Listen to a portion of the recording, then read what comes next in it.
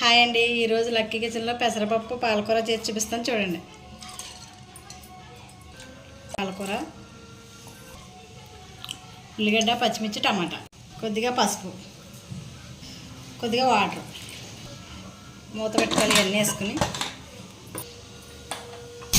Stove వెలిగించి 3 విజిల్లు వచ్చే వరకు ఉంచుకోవాలి. ప్రెజర్ అయిపోయింది.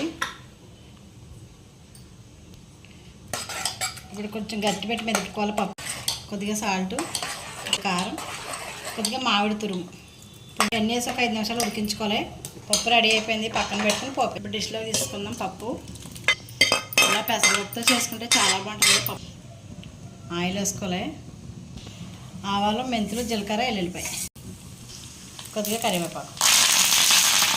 పోపు అయిపోయింది. స్టవ్ ఆపేసి చూడండి, పెసరపప్పు పాలకూర రెడీ అయిపోయింది. నచ్చితే మీరు కూడా ఇలా చేసుకోండి. మా లక్కీ కిచెన్కి సపోర్ట్ చేయండి.